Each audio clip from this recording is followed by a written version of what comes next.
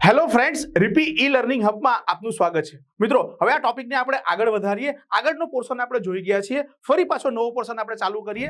મિત્રો, છઠ્ઠો ગુણધર્મ એસિડ અને આલ્કલી સાથે પ્રક્રિયા, એસિડ અને બેઝ સાથે પ્રક્રિયા શું કરે છે સમૂહ 13 અને 14 ના તત્વો. ચલો જોઈએ. તો શરૂઆત કરીએ સમૂહ 13 બોરોન સમૂહથી. તો સામાન્ય તાપમાને બોરોન એસિડ કે આલ્કલી સાથે પ્રક્રિયા કરતો નથી, નોર્મલ ટેમ્પરેચર પર નથી કરતો. પણ જરાક જોઈએ આગળ.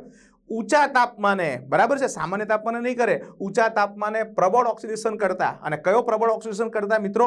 બે જબરા લીધેલા છે, H2SO4 અને HNO3. આ બંને બહુ જોરદાર ઓક્સિડેશન કરતા છે. અને એ જ્યારે 2:1 પ્રમાણમાં હોય અને એ બોરોન સાથે પ્રક્રિયા કરીને બોરિક એસિડ આપે છે. મિત્રો, શું આપે છે? Boric acid. જરાક ધ્યાનથી એ સમીકરણ આપણે જોઈ લઈએ. એટલે બોરોન, નાઇટ્રિક એસિડ, બરાબર છે, આ કોન્સન્ટ્રેટ H2SO4, બરાબર, એને ગરમ કરીએ ઊંચા તાપમાને તો આપણને H3BO3 બોરિક એસિડ મળે. ઓકે, આ બોરિક એસિડમાં મિત્રો બોરોન સાથે 3 હાઇડ્રોક્સિલ ગ્રુપ આવી રીતે જોડાયેલા છે.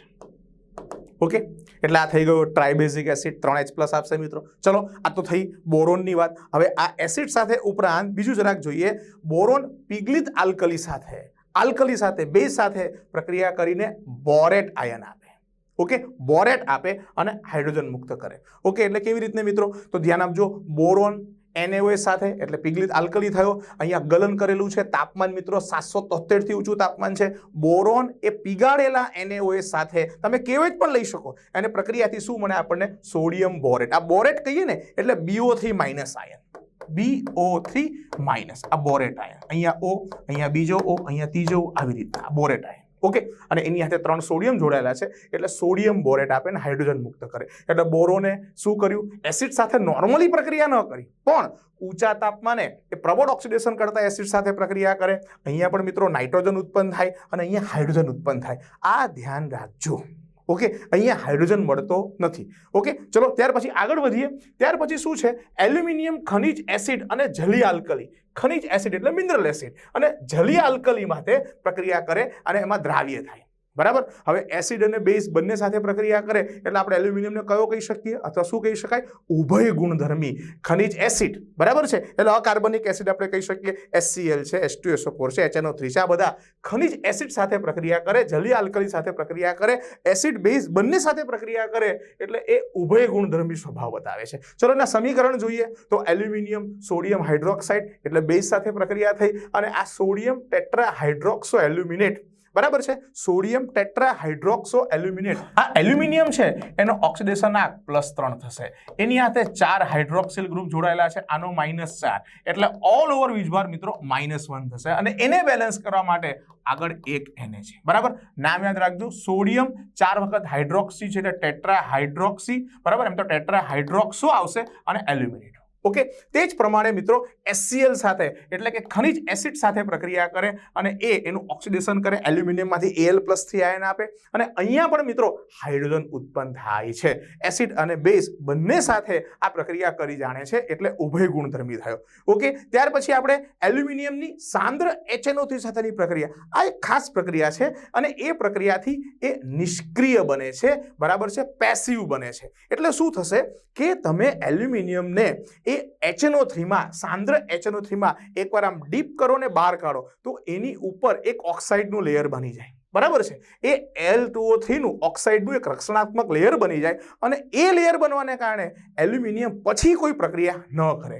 બરાબર છે, એટલે સમીકરણ આપણે જોઈએ તો એલ્યુમિનિયમ એ 6 ટાઈમ HNO3 સાથે પ્રક્રિયા કરે એટલે એલ્યુમિનિયમનો ઓક્સાઇડ બન્યો, એ નિષ્ક્રિય સ્તર બની ગયું. એના કારણે પેસિવ થઈ ગયું એલ્યુમિનિયમ. પેસિવ થયો એટલે ત્યાર પછી એ કોઈ પણ એસિડ સાથે આલ્કલી સાથે પ્રક્રિયા નહીં કરે, નહીં બતાવે. બરાબર છે, એટલે 6 ટાઈમ NO2 અને 3 વખત પાણીના અણુ. બરાબર છે, સમીકરણો પર મિત્રો ખાસ ધ્યાન આપજો. ત્યાર પછી આપણે ગેલિયમ, ઇન્ડિયમ ને થેલિયમ એ મંદ એસિડ સાથેની પ્રક્રિયાથી શું કરશે મિત્રો?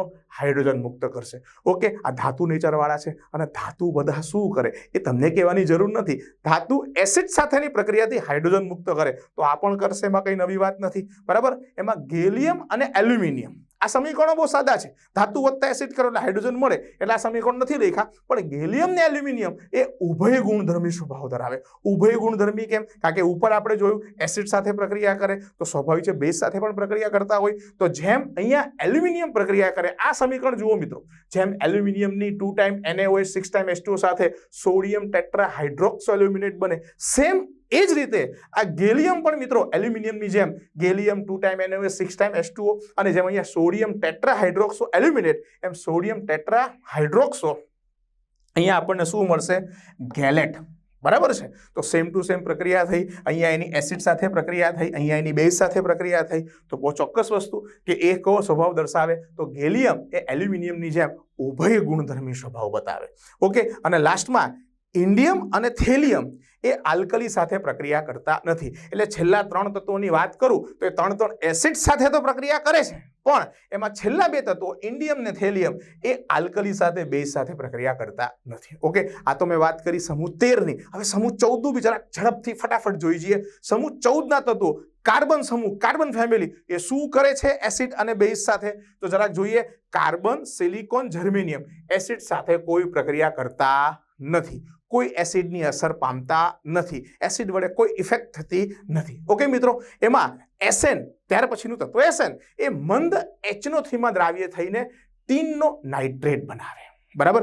ટીન એ HNO3 માં ઓગળે એટલે પ્રક્રિયા થઈ, બરાબર છે, ઓક્સિડેશન પામ્યો અને એસએન માંથી મિત્રો SN+2 માં થયો, જેમાં 2 નાઇટ્રેટ જોડાયા એટલે ટીનનો નાઇટ્રેટ બન્યો. બરાબર છે. એટલે એ દ્રાવ્ય થઈ ગયો. એને સમીકરણ સ્વરૂપમાં જોઈએ તો 4SN, બરાબર છે, ટીન લઈએ 10 ટાઈમ HNO3 અને એમાંથી મિત્રો આ ટીનનો નાઇટ્રેટ બન્યો અને એમોનિયમ નાઇટ્રેટ પણ ઉત્પન્ન થાય છે. સમીકરણ ઉપર ખાસ ધ્યાન આપજો. એને મંદ HNO3 માં દ્રાવ્ય થઈને ટીનનો નાઇટ્રેટ બનાવ્યો. ત્યાર પછી જેવું ટીન કરે છે તેવું મિત્રો લેડ પણ કરે છે. તો લેડ પણ મંદ HNO3 માં દ્રાવ્ય થઈને લેડનો નાઇટ્રેટ બનાવે છે. એનું સમીકરણ બી કંઈક અંશે એના જેવું છે. અહીંયા ટીનના નાઇટ્રેટ જેમ લેડનો નાઇટ્રેટ બને છે, પણ અહીંયા ખાસ મિત્રો NO2 વાયુ ઉત્પન્ન થાય છે. HNO3 ઉપરાંત HCl સાથે પણ પ્રક્રિયા કરે છે. જુઓ એમાં શું પ્રક્રિયા થાય છે? તો લેડની મંદ HCl સાથેની પ્રક્રિયા થાય તો એ PbCl2 બનાવે છે. PbCl2, બરાબર છે, લેડનો ડાયક્લોરાઇડ થયો મિત્રો અને લેડની M+2 ઓક્સિડેશન અવસ્થા થાય છે. બરાબર. અને એ PbCl2 બનાવતો હોવાને કારણે એમાં દ્રાવ્ય થાય છે, પણ એ મંદ HCl સાથે, સાંદ્ર સાથે નહીં. એ સાંદ્ર HCl માં દ્રાવ્ય બનતો નથી. આ વસ્તુ નોંધજો. લેડ મંદ HCl માં દ્રાવ્ય થાય છે PbCl2 સ્વરૂપે, સાંદ્રમાં દ્રાવ્ય થતો નથી. તો આપણે PbCl2 વાળું સમીકરણ જોઈએ. Pb + 2 ટાઈમ HCl એટલે શું થશે? PbCl2 ને અહીંયા હાઇડ્રોજન મુક્ત થશે. ઓકે. હવે આપણે એને સાંદ્રમાં જો ઓગાળવો હોય તો શું કરવું પડે એને જરાક જોઈએ. તો લેડ જે છે પાવડર સ્વરૂપે ઉકળતા HCl માં સરળતાથી દ્રાવ્ય બને છે. બરાબર. સાંદ્રમાં દ્રાવ્ય નથી બનતો, ઉકળતો HCl જો હોય એમાં દ્રાવ્ય બને, કારણ કે લેડમાંથી મિત્રો આવો એક સંકીર્ણ બને છે. બરાબર. H2PbCl4 સંકીર્ણ રચના થાય છે. એનું સમીકરણ જોઈએ. PbCl2 2 ટાઈમ HCl એટલે H2PbCl4. બરાબર છે. આવી રીતનો સંકીર્ણ, આ સંકીર્ણનું નામ પણ ખાસ છે ક્લોરોપ્લમ્બસ એસિડ. સંકીર્ણ સ્વરૂપમાં છે ક્લોરોપ્લમ્બસ એસિડ. એટલે લેડ જે છે ઉકળતા HCl માં દ્રાવ્ય થઈને આપણને ક્લોરોપ્લમ્બસ એસિડ આપે છે. ઓકે. સામાન્ય રીતે PbCl2 મળે, પણ ઉકળતા HCl માં પાવડર રૂપે દ્રાવ્ય થાય તો આ સંકીર્ણ સ્વરૂપે આપણને મળે છે. અને મિત્રો આ સમીકરણમાં ધ્યાન રાખજો, અહીંયા આપણે Pb નથી લીધો. આગળ આપણે શું કરેલું હતું કે ભાઈ Pb ની HCl સાથેની પ્રક્રિયાથી આપણે શું બનાવેલો હતો? PbCl2 વત્તા હાઇડ્રોજન. તો આ જે PbCl2 છે, PbCl2 ની HCl સાથે વધુ HCl સાથે પ્રક્રિયા થઈને ત્યારે આપણને આવો ક્લોરોપ્લમ્બસ એસિડ મળે છે. ઓકે. એ વસ્તુ ધ્યાન રાખજો. અહીંયા લેડ નથી લીધો, લેડનો ક્લોરાઇડ છે. લેડની બીજી એક ખાસિયત છે મિત્રો, એ કાર્બનિક એસિડમાં પણ ઓગળે છે. કાર્બનિક એસિડ એટલે લેક્ટિક એસિડ હોય, ફોર્મિક એસિડ હોય, એસિટિક એસિડ હોય, એમાં પણ ઓગળે છે. જેમ કે અહીંયા મેં સમીકરણ મૂકેલું છે. લેડ એ એસિટિક એસિડ સાથે પ્રક્રિયા કરે ઓક્સિજનની હાજરીમાં 1/2O2. તો અહીંયા Pb અને અહીંયાથી એસિટેટ આયન એટલે લેડ એસિટેટ આપણને મળે. PbCH3CO ટ્વાઇસ આ લેડ એસિટેટ મળ્યો. અહીંયાથી 2 હાઇડ્રોજન અને અહીંયાથી 1/2O2 એટલે પાણી છૂટું મળ્યું. બરાબર. આ પણ એક લેડની અગત્યની ખાસિયત છે કે લેડ એ કાર્બનિક એસિડમાં પણ ઓગળે છે અને આવા રીતે લેડ એસિટેટ બનાવે છે. બીજું એક અગત્યનું મિત્રો ગ્રેફાઇટની મારે વાત કરવી છે. એ કાર્બનનું અપરૂપ છે. બરાબર. એની પણ એક પ્રક્રિયા મારે તમને કહેવી છે કે ગ્રેફાઇટ ગરમ સાંદ્ર નાઇટ્રિક એસિડ સાથે, ગ્રેફાઇટ જે છે ગરમ સાંદ્ર નાઇટ્રિક એસિડ સાથે પ્રક્રિયા કરીને આ મેલેટિક એસિડ બનાવે છે. કેવો? મેલેટિક એસિડ. C6 અને COOH કાર્બોક્સિલિક ગ્રુપ પણ 6 વખત. એનું સૂત્ર આપણે જોઈએ તો આવી રીતના છે. અહીંયા આપણે 6 કાર્બન મિત્રો, આ જગ્યા ઉપર 6 કાર્બન અને દરેક કાર્બન સાથે એક કાર્બોક્સિલિક એસિડ COOH ગ્રુપ, બરાબર છે, આ જે છે એ એવી રીતે અહીંયા જોડાયેલા છે. તમે જોઈ શકો અહીંયા આ C, આ ડબલ બોન્ડ થી O, પછી O અને H, બરાબર છે. તો આ COOH આવી રીતના આ ડબલ બોન્ડ, તો આ એક વખત અને એવી રીતે બીજા 5 વખત જોડાઈને અહીંયા C6COOH, બરાબર છે. આપણને એવી રીતના શું મળે છે? મેલેટિક એસિડ છે. આ ગ્રેફાઇટની એક ખાસ પ્રક્રિયા છે. આ તો થઈ એસિડ સાથેની પ્રક્રિયાની વાત. હવે આપણે બેઝ સાથેની પ્રક્રિયા જોઈએ તો સમૂહ 14 માં પ્રથમ તત્વ કાર્બન એ આલ્કલી સાથે એટલે બેઝ સાથે કોઈ પ્રક્રિયા કરતો નથી. ઓકે, જ્યારે સિલિકોન છે ને મિત્રો, એ સિલિકોન એ ઉભય ગુણધર્મી છે અને એસિડ બેઝ બેવ સાથે પ્રક્રિયા કરશે. એ ઠંડા જલીય NaOH અથવા KOH સાથે ધીમેથી, જ્યારે ગરમ જલીય NaOH કે KOH સાથે ઝડપથી પ્રક્રિયા કરીને સિલિકેટ બનાવે. એટલે સિલિકોન બંનેમાં આવડે, ગરમ અને ઠંડા, બરાબર છે. ગરમ અને ઠંડા NaOH કે KOH ટૂંકમાં બેઝ સાથે પ્રક્રિયા કરે અને એ સિલિકેટ બનાવે. કેવી રીતના મિત્રો? તો સિલિકોન અહીંયા આપણે પોટેશિયમ હાઇડ્રોક્સાઇડ સાથેની પ્રક્રિયા લઈએ, જલીય દ્રાવણ છે એટલે H2O અને K2SiO3 એટલે પોટેશિયમ સિલિકેટ આપણને અહીંયા મળ્યો, બરાબર. ઉપરાંત પિગલિત સોડિયમ કાર્બોનેટમાં દ્રાવ્ય થાય, બરાબર. સોડિયમ કાર્બોનેટ એટલે Na2CO3 એ પણ એક બેઝ છે. તો એ સિલિકોન એમાં દ્રાવ્ય થાય અને કાર્બન મુક્ત કરે, કાર્બનને એમાંથી કાઢી મૂકે, બરાબર. સોડિયમ કાર્બોનેટમાં મિત્રો Na2CO3 આ કાર્બન છે દૂર કરી નાખે એટલે સિલિકોન ટૂંકમાં અહીંયા આવી જાય અને આ કાર્બન નીકળી જાય, કાર્બન મુક્ત થઈ જાય અને આપણને અહીંયા સોડિયમ સિલિકેટ મળ્યો. ટૂંકમાં સિલિકોને અહીંયા NaOH KOH સાથે અને પિગલિત સોડિયમ કાર્બોનેટ સાથે પ્રક્રિયા કરી. ઓકે, ચલો આગળ વધીએ. ત્યાર પછીનો પોઈન્ટ જોઈએ, SN અને PB, એરર એની પણ બેઝ સાથે પ્રક્રિયા થાય. SN અને PB એટલે ટીન અને લેડ એ ઠંડા આલ્કલી સાથે ધીમેથી અને સાંદ્ર આલ્કલી સાથે એ પ્રમાણમાં ઝડપથી પ્રક્રિયા કરે અને ટીન જે છે એમાંથી સ્ટેનેટ બને અને લેડ જે છે એમાંથી પ્લમ્બેટ સાર બને.